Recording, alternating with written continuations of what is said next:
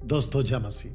प्रभु यीशु मसीह के नाम से मैं डैनियल राज आप सभी का बहुत बहुत स्वागत करता हूं खरी शिक्षा की दुनिया में। दोस्तों, ये है वीडियो नंबर 21, वीडियो नंबर 21। जी हाँ दोस्तों, कुछ हफ्तों से लगातार 20 वीडियोस पर आप जो है एक शब्द को बार बार सुन रहे हैं और वो ये है कि खरी शिक्षा की दुनिया। जी हाँ दोस्तों, आपको बता दूं, हम जी रहे हैं अंत के दिनों में, जहां दानियल की जो प्रोफेसी है 70 वीक्स की, उसके अनुसार समाप्ति पर है, अंत के दिनों पर है और प्रभु यीशु का आगमन कलीसिया के लिए, जिसको कहते हैं गुप्त आगमन, कलीसिया को उठाया जाना उसके बिल्कुल नजदीक है।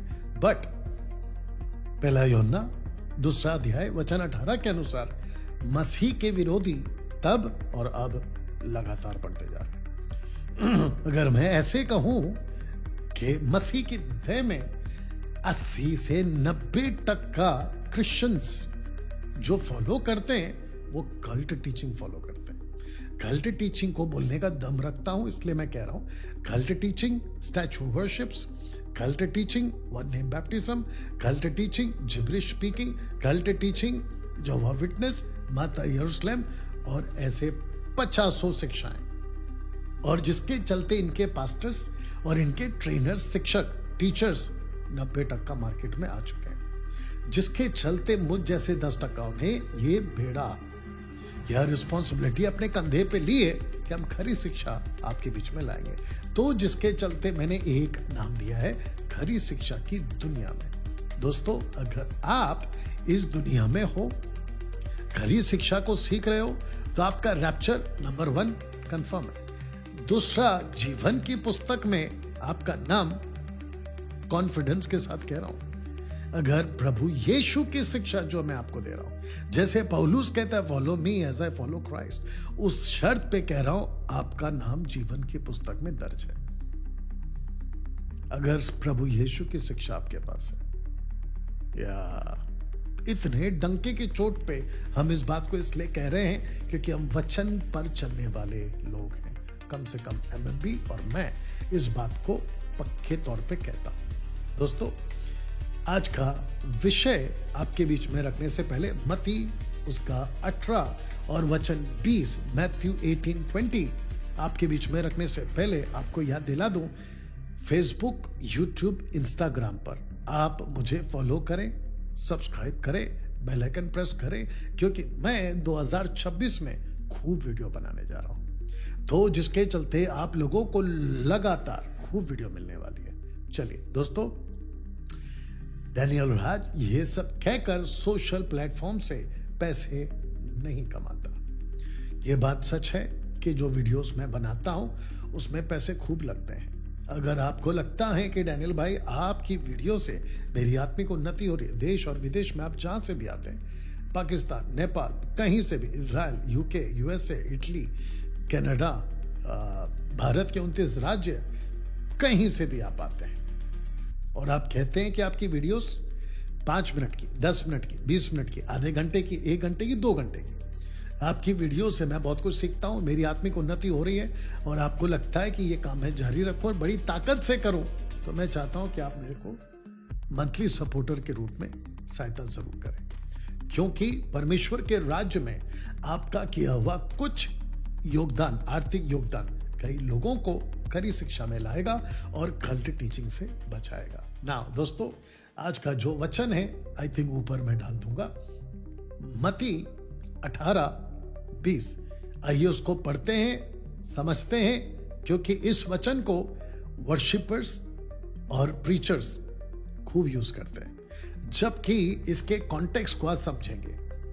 दरअसल ये हो क्या रहा है, क्योंकि जहां 2 या 3 मेरे नाम पर इकट्ठे होते हैं, वहां मैं उनके बीच में होता हूं।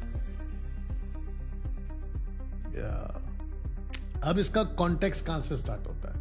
इसका कॉन्टेक्स्ट स्टार्ट होता है, अगर आप 20 पढ़ रहे हैं ना, तो आपको ऊपर चले जाना है, यानी कि पीछे चले जाना है। 15, 16, 17, 18, 19, 20, नीचे आ जाइए 21, 22।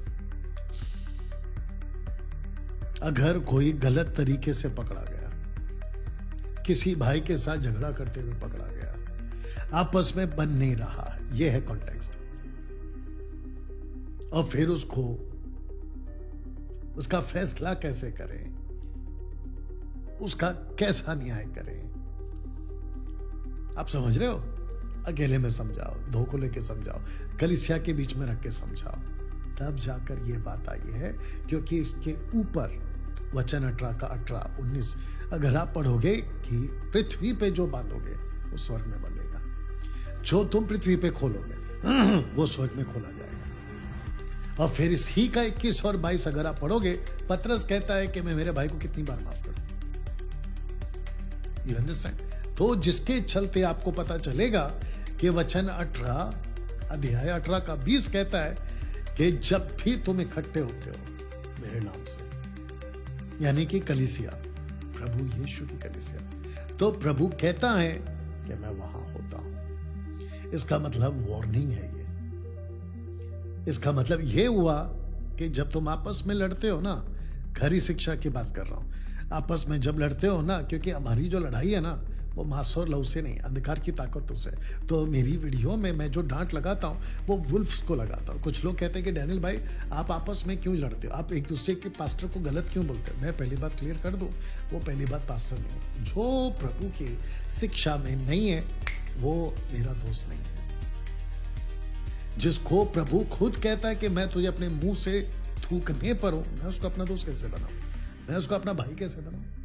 जिसको मत्ती 27, 21, 22, 23 के हिसाब से यीशु कहता है मैं उसको नहीं पहचानूंगा, तो मैं उसको पहचान कर क्या करूं? पहला यूहन्ना 2 अध्याय वचन 9 क्या कहता है, 9-10 क्या कहता है? ऐसे जन को घर में भी नहीं लाना, उसके साथ संगति नहीं करना। पौलुस भी कह चुका है रोमियो की किताब उसका 16 का 17-18 में, उसके साथ खाना तक नहीं खाना। बताइए। एनीवे, तो प्रभु कहता है कि जब तुम झगड़ा करते हो ना आपस में, खरी शिक्षा वाले, अब तब पतरस और यूहन्ना और उस वक्त के लोग को, तो कहता है, प्रभु कहता है कि खबरदार, तुमको पता होना चाहिए कि जब 2 और 3 मेरे नाम पे इकट्ठे होता ना तो मैं वहां रहता हूं, तो बदतमीजी नहीं करना। ऐसा वार्निंग है ये। कौन सा? 18 का 20, मैथ्यू 18 का 20। अब बताओ, इसको लेकर कच्चे पढ़ने वाले, कच्चे समझते, बच्चे वाले, कच्चे और बच्चे ऐसे वाले लोग इस वचन को लेकर तोड़ मरोड़ कर ऐसे पेश करते हैं कि देखो आज प्रभु हमारे बीच में है। कोट कौन सा करते हैं? मत्ती 18 का 20 कि प्रभु ने कहा है। आपको एक बात बता दूं, अगर आप आज पूछोगे ना तो प्रभु 2 और 3 का इकट्ठा होने का वेट नहीं करता है कि वो तब आएगा। आजकल के जो लोग इसको ऐसे इंटरप्रेट करके बैठे, जबकि पहला कुरिन्थियों 3:16 के हिसाब से, दूसरा कुरिन्थियों 6 का 15, 16, 17, 18 तक के हिसाब से कि प्रभु आप में है, उसकी आत्मा आप में है और वो तुम में बसता है, चलता फिरता है। तो मत्ती 18-20 को लेकर अगर आप लोग ये कोट कर रहे हो कि प्रभु आता है जब कलीसिया इकट्ठी होती है, इस वचन को लेकर, तो भैया आप लोगों ने गलत पढ़ा है उसको। मेरी कोशिश है आपके बीच में ऐसे खूब वीडियो बनाकर एक एक वचन को लेकर आपको सही तरीके से आपको मैं सिखाऊं। तो दोस्तों, कैसा लगा मत्ती 18 का 20 का सही खुलासा? एक वार्निंग के तौर पे ये वचन है, एक खबरदार के वचन पे तौर पे वचन है, और साथ ही साथ में प्रभु कहता है कि खबरदार, मेरे सामने बदतमीजी नहीं करना। आपस में जब तुम इकट्ठे होते हो तो याद रखो कि मैं वहां रहता हूं। ये ऐसा एंगल है। चलिए दोस्तों, मिलते हैं अगली वीडियो के साथ में। तब तक इसको खूब शेयर करें। वापस याद दिला दो, फेसबुक, यूट्यूब, इंस्टाग्राम पे जितना हो सकता है शेयर करें, और ऐसी वीडियोस को आप दूसरे तक भी पहुंचा सकते हैं ताकि वे भी एजुकेट हो और प्रभु में मजबूत हो सके। प्रभु आपको आशीष दे। God bless.